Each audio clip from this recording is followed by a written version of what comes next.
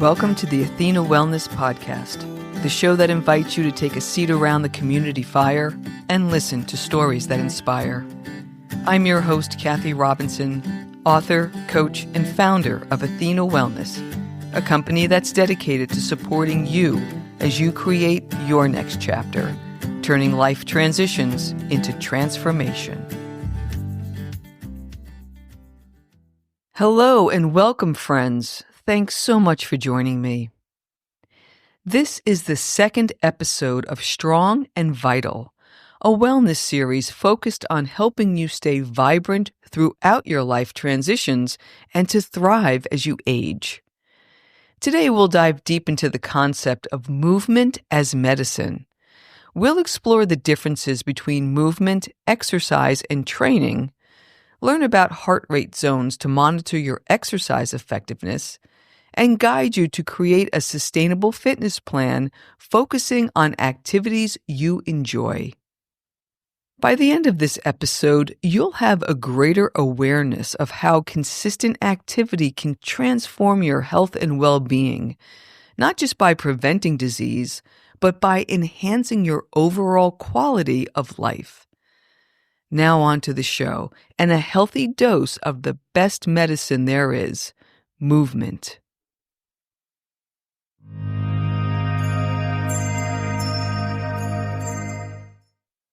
We often hear about the importance of medicine for treating illness, but what about medicine for preventing it? I'm Kathy Robinson, and I write and speak about well-being for those in midlife and beyond. In this video, we'll explore the concept of movement as medicine in midlife, a proactive approach to health that focuses on enhancing cardiovascular endurance, building strength, and increasing mobility. I'll guide you through the basics, the different types of movement, practical tips for incorporating more activity into your daily routine, and ways to achieve the recommended amount of exercise each week.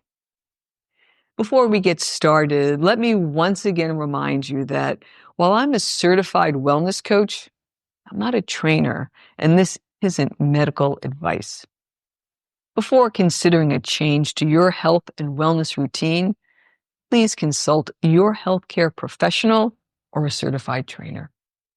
So let's get started. In our younger years, we tend to equate fitness with how we look. But as we age, it's more about how we feel. So what's the difference? To look fit, you focus on getting your body to appear a certain way, like toned or defined. But that doesn't automatically make you physically fit. Conversely, we've learned that different body shapes and sizes can have the fitness level needed to complete an array of physical challenges with ease. The term physical fitness is defined as the ability to carry out daily tasks with vigor and alertness, without undue fatigue, and with ample energy to enjoy leisure time pursuits and respond to emergencies. So using that as a guideline, how do we ensure that we can carry out our daily tasks, enjoy leisure activities, and yes, have enough in the reserve for emergency fight or flight situations? The answer is by living an active lifestyle. Before we get to the details, let's talk through some basic terminology. The first term is movement, which is defined quite simply as the act or process of moving. Basically, it's how you step through your day. It comprises all the activities of your routine, all of your steps, the things you carry, and how you move your body. The second term is exercise, and that's defined as bodily exertion for the sake of developing and maintaining physical fitness. This is usually done by repeating patterns of activity. Exercise is also referred to as working out, like going to the gym, taking a boot camp class, or running. Lastly, there's training, which is a notch above exercise in terms of intensity because it's honed in on achieving a specific goal, such as lifting a particular weight, running a certain distance in a specific time, or playing a team sport.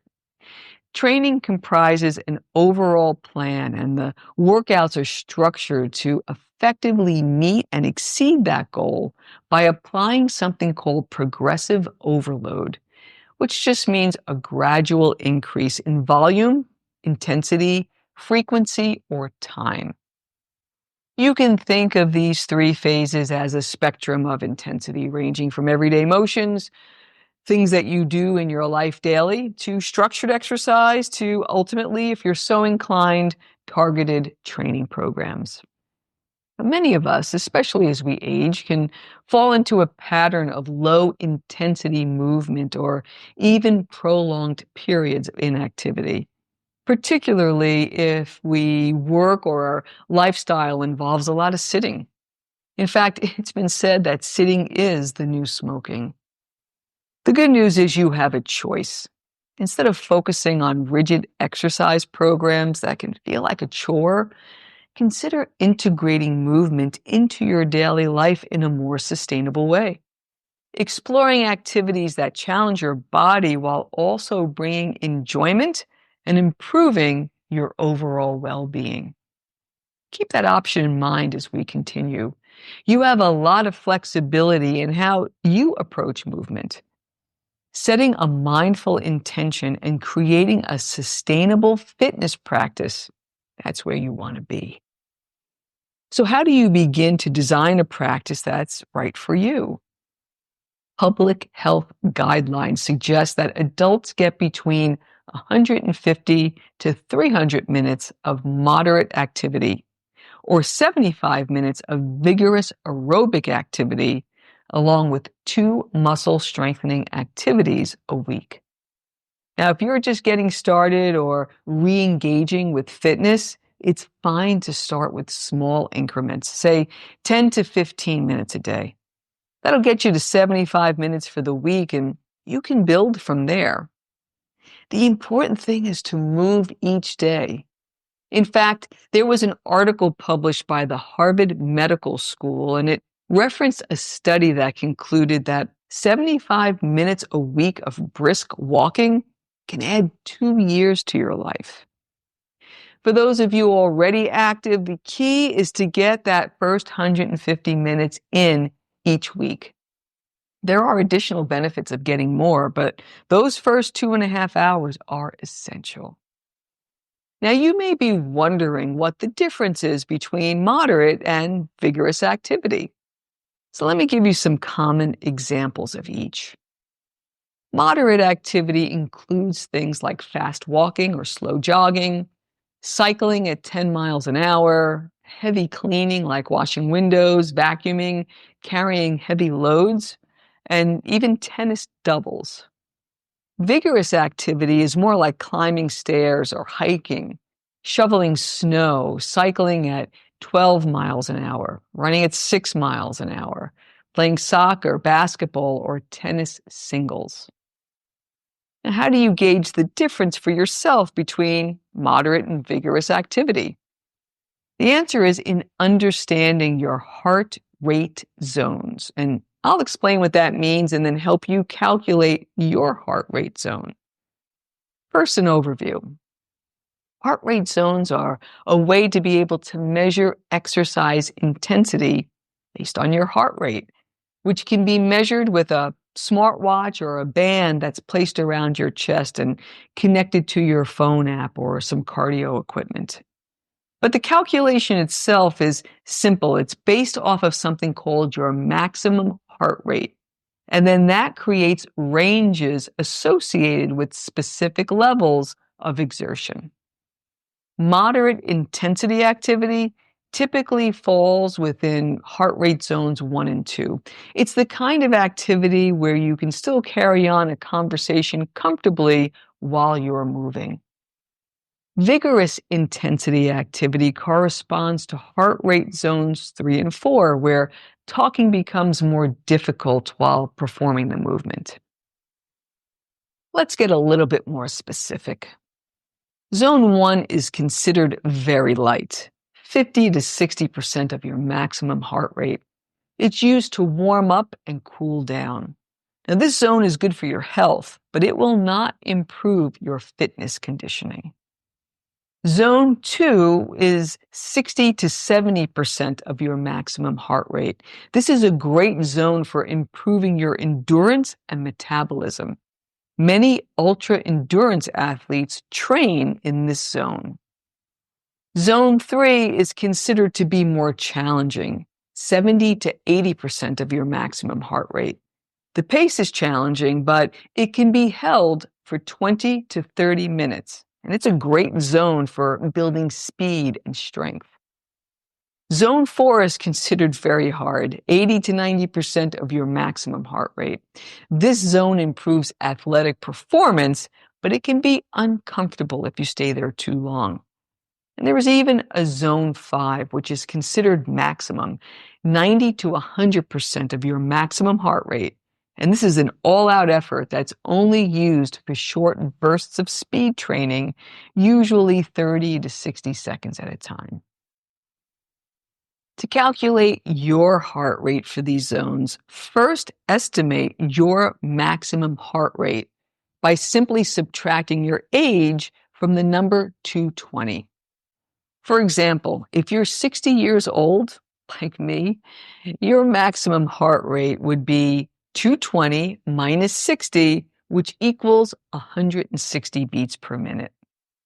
For moderate exercise, or zone 1 and 2, multiply your maximum heart rate by 50% for the lower limit and 70% for the upper limit. For our 60-year-old example, this translates to 80 to 112 beats per minute, the level where you can comfortably move and talk. For vigorous exercise, or zones 3 and 4, multiply your maximum heart rate by 70% for the lower limit and 90% for the upper limit. In our example, this would be 112 to 144 beats per minute, the level where you're feeling physically challenged. Keep in mind, this calculation is merely a guide.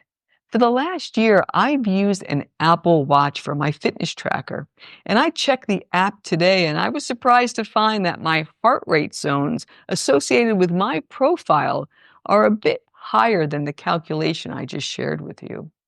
So if you're a beginner or just getting back in the swing, using the 220 method to calculate your zones should serve you well. So why is movement so important as we age? Regular movement has been shown to boost mood, sharpen focus, reduce stress, increase energy levels, reduce body fat, reduce the risk of disease, and improve sleep. Yet despite all of these benefits, as we know, it can be difficult to consistently stick to a program. Forcing yourself to do exercise you don't enjoy will only last so long before your willpower gets depleted. Conversely, if you shift that view and see exercise as something that can release stress and be pleasurable, you'll be more likely to do it. Once that endorphin release is experienced on a regular basis, it will fuel the desire to do the activity again and again. Above all, it's important to find an activity or group of activities that uplift and energize you mentally, physically, and spiritually. What a gift it is to enjoy the feeling, moving your body while having fun. Here are 7 things to consider to help you decide what movement is right for you. 1. It doesn't need to be a structured activity. 2. The more enjoyment, the higher the mental boost. 3. You can add mindfulness into the mix, like taking a mindful walk. 4. As you begin to move more, be on the lookout for additional benefits like reduced stress, pain relief, and better sleep. That will continue to fuel your efforts. 5. You can turn your activities into a creative outlet, such as an afternoon walk that generates ideas. 6. It can provide a sense of fulfillment by setting and achieving a goal or intention. And 7, it can become an integrated part of your day, such as gardening. That last point about consistently integrating low-grade activity into the day isn't a new concept. In fact, the Blue Zones research done by Dan Buettner shows that those who live longest tend to move every 20 minutes or so. These are folks who grew up fishing, farming, walking, dancing, doing Tai Chi, and doing moderate physical work of some kind for 5 to 10 hours a week. So what do you do if you don't have a Blue Zones lifestyle? Here are some suggestions for integrating low-grade activity into your day. Walk whenever possible. Go for a walk. Park farther than you need to. Take the stairs. Have walking meetings or walking coffee dates. Move while you're watching a screen or talking on the phone. Walk after your meals, which is also a great way to lower your blood sugar. You can also try a standing desk, and that has great health benefits, and it keeps your blood circulating throughout the day. When you do need to sit, if you're reading a book or playing a game or watching TV, try sitting on the floor, and that engages your core muscles and your lower leg muscles. Try incorporating movement during home routine activities by being mindful of using both your right and left sides of your body, reaching up and squatting down, and engaging your legs and core as you do things like lift a heavy box from the floor, rearrange your furniture, get in and out of your car, carry heavy grocery bags, landscape, shovel, walk up and down the stairs, or even if you jump over some puddles of water or navigate uneven ground. As you can see, it's possible to include the right quantity and a variety of movement to keep yourself strong, agile, and mobile. With some reframing, you can develop fitness into your daily movement outside of the gym. Feel empowered to move your body in ways that feel good and is also challenging for you. Look for a nice combination of activities that include the things that you have to do, like your housework, your errands, and your yard work, with the things you love to do, like hiking, skiing, or swimming. Remember that the goal is to simply move more and get stronger in some way. Now, what if you don't know what activities speak to you at this point in your life? Here are 3 fun ways to brainstorm moderate and vigorous activities. 1. Reflect on your childhood. Consider the games and activities that you enjoyed. Many childhood games naturally incorporate a variety of movements, such as running, jumping, throwing, and catching, and that can provide some inspiration for your current fitness routine. How might you reintroduce joyful movements like playing tag, hopscotch, or riding your bike into your life today? The second is to explore your interests. Consider activities you've always wanted to try, such as dancing, rock climbing, or martial arts. These can provide both physical and mental stimulation and may even help you discover a long-hidden passion or talent. And the third is to find activities that light you up.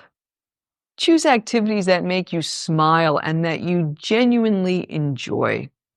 Whether it's hiking, playing a sport, taking a class, or simply dancing around your living room, the key is to find something that you look forward to doing. And then once you do, consider joining an affiliated group, such as a class, a league, or a club for social connection. and additional motivation. So give it all some thought. Experiment. Try different things until you find something that resonates with you. And once you do find something you like, check in with yourself and see how you feel before, during, and after. If it's not a great fit, move on to something else, but just keep moving. I'd like to leave you with a quote from writer George Bernard Shaw. "We don't stop playing because we grow old. We grow old because we stop playing." I hope this episode gave you some helpful guidance so you can create your fitness routine based on your personal preferences. And remember to include activities that are fun and impactful for you while being workable and sustainable within the structure of your life. Because what's the best exercise? It's the one you keep doing. Thank you so much for joining me today. I know there are many ways you can spend your time. Thank you for choosing to spend it with me. Until our paths cross again, be kind to yourself and show your warrior spirit some love. If you know anyone who could benefit from today's episode, please pass it on. And many thanks for supporting the show by subscribing and leaving a review. It means a lot and it helps others find their way to our circle. If you'd like to access the show notes, have a question you'd like addressed on a future episode, or would like a transcript of this episode, visit www.athenawellness.com/podcast. Until next time, be well.